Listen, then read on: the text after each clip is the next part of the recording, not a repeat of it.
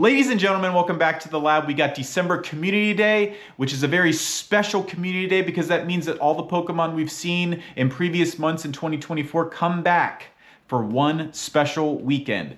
It's going to be December 21st, 2024 to December 22nd. Let's get into it.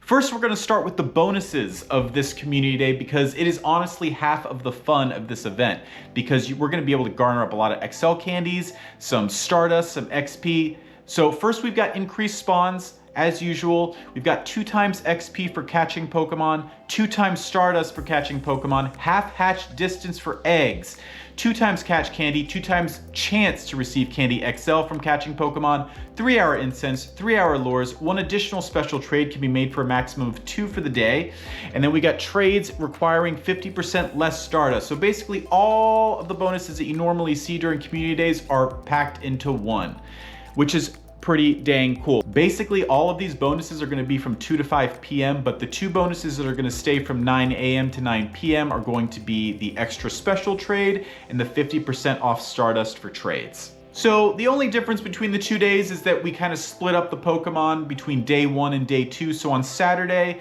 December 21st from 2 to 5 p.m., you'll be able to see Bellsprout, Chansey, Goomy, Rowlet, Litten, and Bounsweet, and their shiny rate is going to be the same as a normal community day, which is about 1 in 25.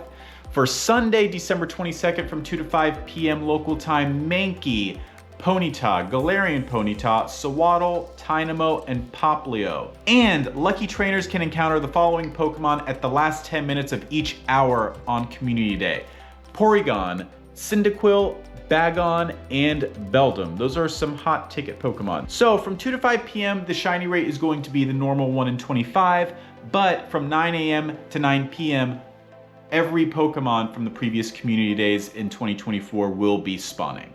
So 2 to 5 p.m. is not the only chance you'll be able to get to catch these Pokemon. From 9 a.m. to 9 p.m. all day, you'll be able to encounter those Pokemon. The shiny rate won't be quite as high, but it should be altered a little bit if past December community days are an indicator.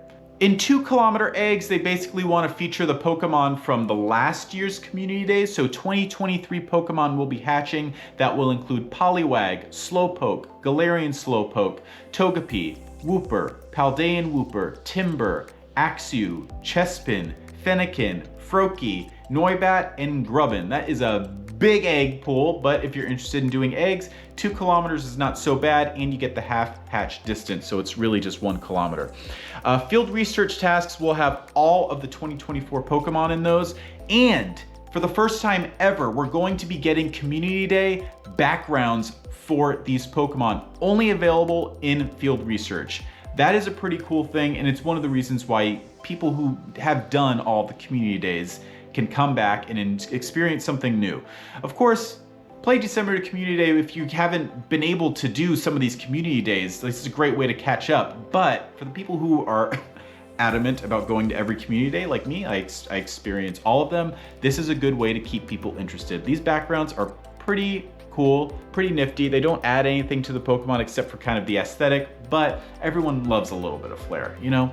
There will also be special research for December Community Day 2024, where you'll be able to get a Rocket Radar, an Elite Charge TM, an Elite Fast TM, encounters with Pokemon featured in previous community days in 2024 with a special background, and more. And there's also going to be, most importantly, during this weekend, you can evolve all of these Pokemon and get their exclusive moves. I'm gonna go ahead and put a list of all the exclusive moves on this page. There's a ton of them. That's just for this year, but you can also do the ones for the Community Day Classics as well, and Pokemon from 2023. I'll put that list up as well. It's a great time to get people evolving these Pokemon because some of these Pokemon are only really viable if they have their exclusive moves, right?